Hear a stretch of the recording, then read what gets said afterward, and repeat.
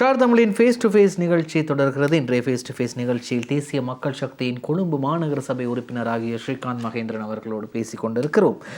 மனோ கணேசன் அவரை ஏன் அவரோட பேர் சொன்னோன்னு சிரிச்சிங்க? ஒன்றும் சிரிப்பார் இல்லை. அவர் ஒரு முதிர்ந்த அரசியல்வாதி. அவரை பற்றி நாம் ஒன்றும் குறை கூறுவதற்கு, அதாவது கொழும்பில் இருக்கக்கூடிய தமிழ் மக்களுக்காக தனித்து நின்று போராடி அதை ஏற்றுக்கொள்றீங்க? எமக்கு அவர் மீது எப்பொழுதுமே மரியாதை உள்ளது. அது தனிப்பட்ட முறையில் தெரியும் உங்களுக்கு? தனிப்பட்ட முறையில் நான் அவரை கண்டு சந்தித்ததாக எனக்கு ஞாபகம் இல்லை. ஆனால் எனக்கு தனிப்பட்ட முறையில் ஒரு மரியாதை உள்ளது. சரி, இப்போ நான் ஏன் மனோ கணேசன் அவர்களை இந்த இடத்துல ஞாபகப்படுத்துகிறேன் என்றால், மனோ கணேசன் தொடர்பாக தற்போது சமூக வலைத்தளங்களிலே ஒரு பேசும் பொருளாக அவர் மாறி இருக்கிறார். என்ன காரணம் என்று சொன்னால், மலையகத்திலே பாதிப்படைந்த இடங்களுக்கு செல்லும் போது அங்கே உள்ள மக்கள் கேட்குறாங்க, ஐயா நாங்கள் எங்கே போக போகிறோம்? அவர் சொல்கிறாரு, நான் இது தொடர்பாக ஜனாதிபதி அனுரகுமார திசாநாயக்கவிடம் பேசினேன். ஜனாதிபதி அனுரகுமார திசாநாயக்க சொல்கிறார், மனோ ஒயா இடம் பெண்ணாண்டு அப்பிகே அதில் என்ன, நீங்கள் மனோ உங்கள் இடத்தை காட்டுங்கள், எங்கே வீடு கட்ட வேண்டும் என்று நாங்கள் கட்டி கொடுக்குறோம். அப்படி இல்லை என்றால் வடகிழக்குக்கு சென்று குடியேற தயாரா என்று உங்கள் மக்களிடம் கேளுங்கள் என்று அனுரகுமார சொன்னதாக மனோ கணேசன் சொல்கிறார். இப்போ மனோ கணேசன் அவர்கள் மக்களிடம் போய் கேட்கின்றார், நீங்கள் இந்த பகுதி, அதாவது மலையகத்திலே உங்களுக்கு பாதுகாப்பான இடம் இல்லாவிட்டால் மீண்டும் மண்சரிவு ஏற்படும் என்று போய் மலைகளில் வாழ முடியாது. ஆகவே பாதுகாப்பான இடம் உங்களுக்கு மலையகத்தில் இல்லை என்றால் வடகிழக்குக்கு போக முடியுமா என்று கேட்கின்றார் மக்களிடம். அதுக்கு மக்கள் பதில் சொல்கிறாங்க, நாங்கள் மலையகத்தில் இருந்து வடகிழக்குக்கு போக தயாருங்களாங்க. நீங்களும் ஒரு மலையகத்தை சேர்ந்தவர், எப்படி பார்க்குறீங்க? மலையகத்தில் உள்ள மக்கள் எல்லாம் வடகிழக்குக்கு போய் குடிபெயர்ந்தால் பரவாயில்லையா? இல்லை, நீங்கள் இதை இப்படி பாருங்கள். நான் யாரையுமே குறை சொல்லவோ அல்லது அவருடைய கருத்தை பற்றி கருத்து அவருடைய சொந்த கருத்து. அது அவர் எதையும் பேசலாம்.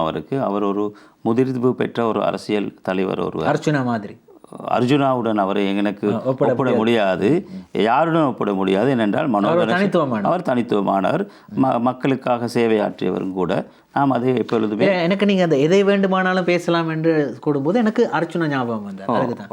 ஆனால் அர்ஜுனாவோட ஒப்பிடையில அர்ஜுனாவுடன் நான் நினைக்கல, யாரையுமே ஒப்பிடையில. அவர் ஒரு தனிப்பட்ட ஒரு வைத்தியர் அவர். அப்போ அவரை பற்றி நாங்கள் இந்த இடத்துல பேசுறது எந்த விதமான ஒரு பொருளாகவும் அமையாது.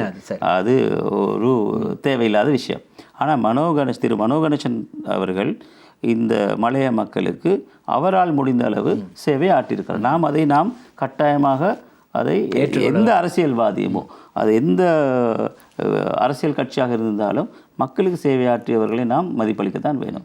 அதே போன்று தான் நாம் என்ன கூறுகின்றோம், மக்கள் பணத்தை சுரையாடியவர்களுக்கு நாம் எதிராளியாகத்தான் இருக்கின்றோம். அதில் எந்த மாற்று கருத்தும் இல்லை.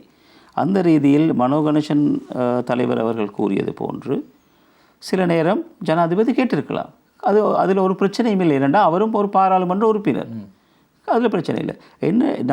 என்ன கருத்து, அதாவது ஜனாதிபதி அவர்களின் கருத்து, அதாவது எந்த கருத்து பொருளில் வந்திருக்கும் என்றால், உங்களுக்கு தெரியும், அதாவது ஜேவிபியின் தலைவர் திரு ரோன விஜயவீர அவர்கள் ஒருபோது கூறியிருக்கின்றார், அதாவது 3000 அல்லது 5000 அடி அந்த இடைவெளியில் மக்களை குடியமர்த்துவது என்பது ஒரு காலத்தில் கட்டாயமாக ஒரு அழிவை ஏற்படுத்தி தரும் என்பது அவரின் கருத்து. அதாவது நாங்கள் விக்டோரியா, அந்த கொத்மல டேம்ஸ் கட்டுற நேரம் அந்த மாதிரியான கருத்தை அவர் தெரிவித்ததாக நான் இங்கே ஒரு இதுகளில் வாசிச்சிருக்கிறேன். அப்போ அந்த மாதிரி இதெல்லாம் முன்கூட்டியே அறிந்திருந்திருந்தால் இதை நிவர்த்தி செய்திருக்கலாம். எது எப்படியோ மக்கள் இப்பொழுது பாதிக்கப்பட்டுள்ளார்கள், வீடுகள் இழந்துள்ளார்கள், உயிர் சேதமுற்றிருக்கின்றன. இதற்கு சரியான நிவாரணம் வழங்கப்பட வேண்டும். அந்த ரீதியில் நாம் எப்படி இதை பார்க்கிறோம் என்றால், மக்களுக்கு அவர்கள் வாழ்ந்து, நாம் திரு மனோ கணேசன் அவர்கள் கூறியதை போன்றே நான் கூறுகிறேன், இவ்வளவு காலமாக மக்கள் கஷ்டப்பட்டு தான் வாழ்ந்து வந்தார்கள். அவர்களுக்கு ஒழுங்கான வீடு அமைந்ததாக எந்த விதமான சாட்சியங்கள், ஏதோ வீடுகளும் கட்டி கொடுக்கப்பட்டுள்ளது. நாம் அதையும் வரவேற்கத்தான் வேண்டும்.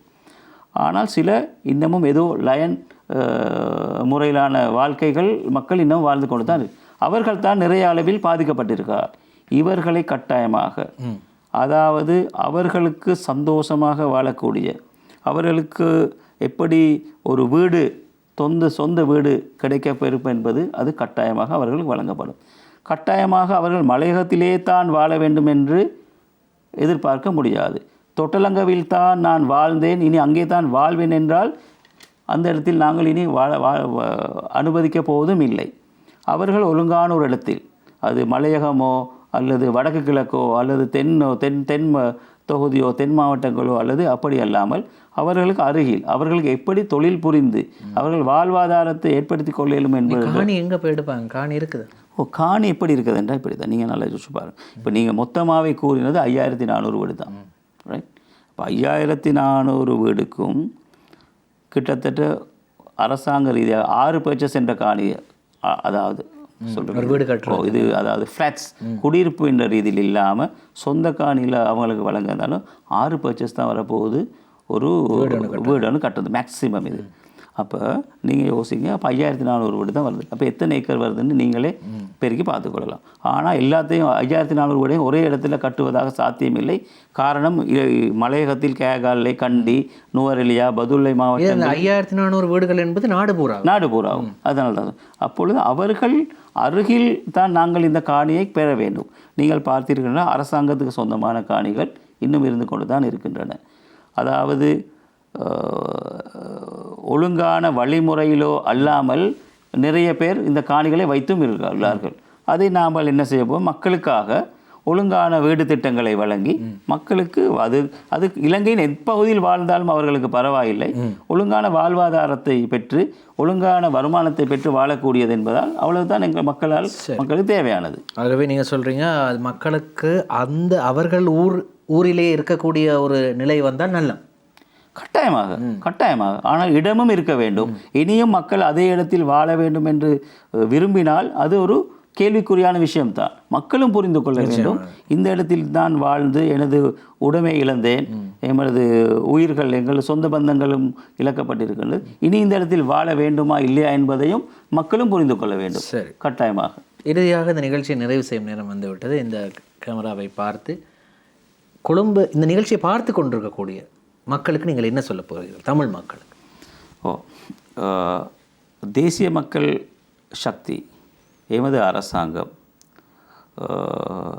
கொழும்பு வாழ் மக்களுக்கு கட்டாயமாக சகல மக்களுக்கும் இன மத பேதமின்றி சேவை செய்வதில் கட்டாயமாக நாம் அதை செய்வதற்காக உத்தேசித்துள்ளோம். இதுவரை காலமும் நடந்ததாக எங்களுக்கு தெரியவில்லை. ஆனால் எமது அரசாங்கத்தில் இன மத பேதமின்றி உயர்வு தாழ்வு அற்ற ரீதியில் சகலருக்கும் சகலதையும் பெற்று வாழக்கூடிய ஒரு அரசாங்கம், ஒரு வேலை திட்டத்தை நாங்கள் முன்னெடுக்கப் போகின்றோம்.